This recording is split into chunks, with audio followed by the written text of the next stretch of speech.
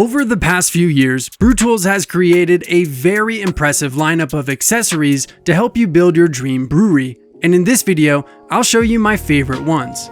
And to be clear, you don't need a Brewtools system in order to use these accessories.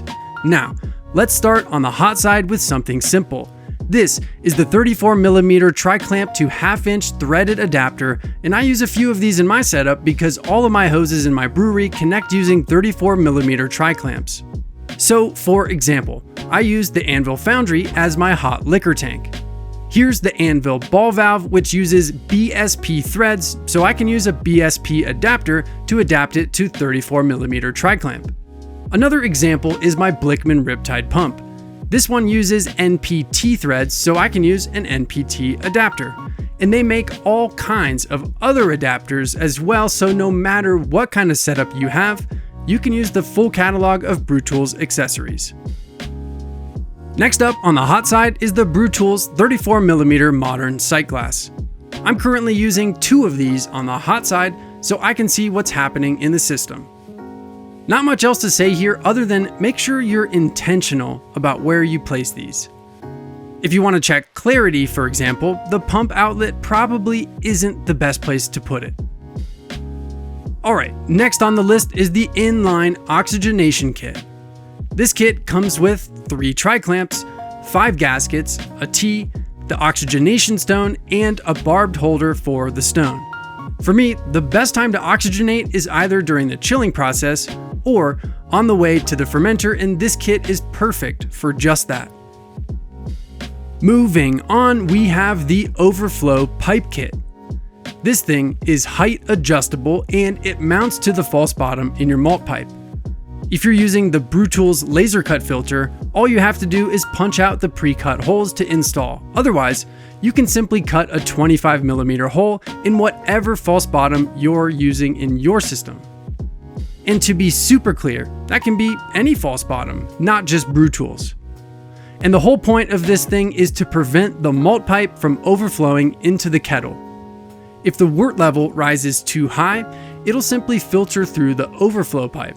Simple solution to an issue that could potentially become unsafe and ruin a batch of beer. Next up, we have the Brewtools mash manifold. This thing recirculates wort during the mash and it's used for sparging. What I love about it is it really helps eliminate splashing, and for that reason, it's a huge upgrade to the mash hat that ships with the Brewtools brewing system. It also doesn't get clogged up like the sparge manifold might if you were to use it during the mash. I really couldn't imagine not having the mash manifold after adding it to my system. It comes in 3 sizes, and again, even if you don't have a Brewtools system, you could absolutely still use this. Next on the hot side is the Trubinator. If I had to pick one thing for you to add to your system, I think this would be it. The Trubinator is placed on the bottom of a boil kettle to catch hops and other material and helps you transfer clear wort to your fermenter. It's affordable, it's effective, and it comes in 3 different sizes. Just like most of the other accessories, you can use this on pretty much any brewing system. And the last thing on the hot side list is the Brewtools steam hat. This replaces the standard kettle lid and helps you reduce the amount of power needed during the brewing process while also staying safe. It has a 4-inch tri-clamp port in the center and an access port on the side for adding things like hop additions to your kettle. Even if you aren't using the steam condenser, I still highly recommend using the steam hat because it will drastically reduce the amount of power you need during the brewing process. So there you have it, the best hot side accessories from Brewtools. Of course, keep in mind that everyone's needs are different, and Brewtools has a ton of other great accessories that can help you build your dream system. Links to everything on the list are down in the description for your convenience, but let's move on to the cold side, starting again with something simple. These are the Brewtools silicone caps. These caps come in many different sizes and are used to cover unused tri-clamp fittings. For example, my F40 unitank uses 2-inch butterfly valves at the bottom of the tank, and I like to sanitize them after filling the tank and then cover them with these caps. It keeps them nice and clean, and I kind of think they look nicer that way too. Next up is this tiny little tri-clamp spunding valve. Simply twist the knob to dial in your desired fermentation pressure from 0 to 2 bar or about 0 to 29 psi.